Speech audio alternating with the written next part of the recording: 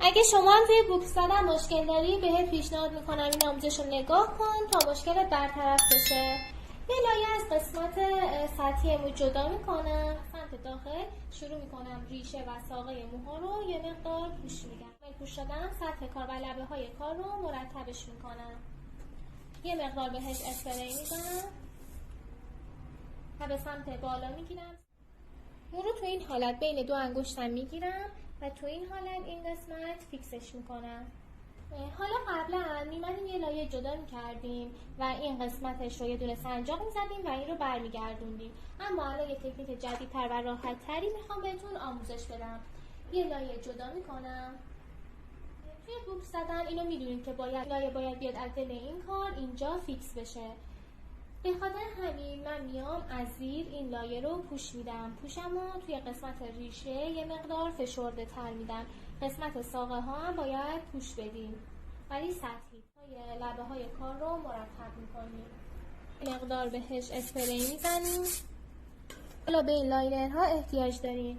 چجوری پایه میزنم؟ این لایم رو میارم این قسمت و اینو میدم بالا. لاینر رو به صورت عمود از بالا به سمت پایین فرو میکنم به این صورت و بعد وقتی که لایم رو برمیگردونیم این توی این حالت انگار از دل این کار بیرون اومده و اینجا اینو فیکسش میکنیم. من قسمت ساقه ها رو یه مقدار پوش میدم.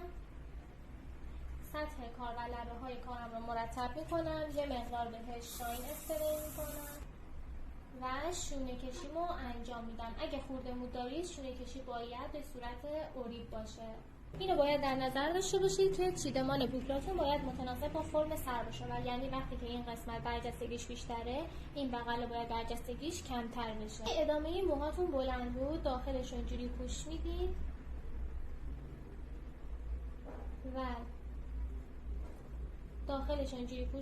و این قسمت به این صورت کار میکنید.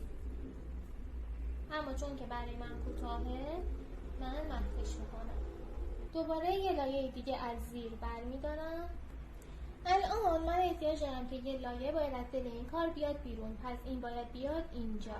پس از زیر این لایه‌ام رو پوش میدم، بهش یه مقدار اسپری میزنم، سطح کار رو مرتب میکنم و دوباره با استفاده از لاینر رو توی این قسمت میبرم به سمت بالا و از دل این کار بهش گیره میزنم این حالتی و این رو برش میگردونم. اسپری وکس میزنم، سطح کارم رو مرتب میکنم و به این صورت این قسمت فیکسش میکنم. این زیر بر میدارم، قسمت ریشش رو پوش میدم، لایه رو میارم اینجا با استفاده از این لاینر یه دونه پایه بهش میزنم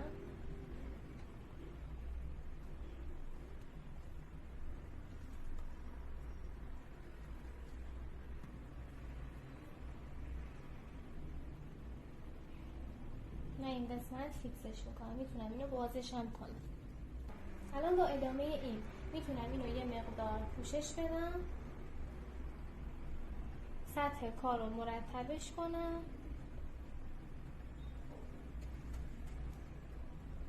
و بیارم توی دل این کار سنجاق بزنم به این صورت. ببینید لایه جدا میکنم، شونه میکشم، میارمش از دل این کار و اینجا پایه میزنم، زیرش رو پوش میدم، سطح کار رو مرتب میکنم اینجا و یه دونه پایه میزنم.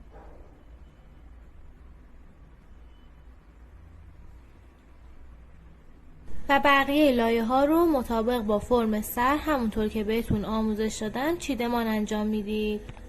مرسی که تا اینجا همراه من بودید. اگه این ویدیو براتون مفید بود حتما داخل کامنت ها برام بنویسید و دوست دارید آموزش بعدیمون آموزش چه تکنیکی باشه. خیلی دوستتون دارم.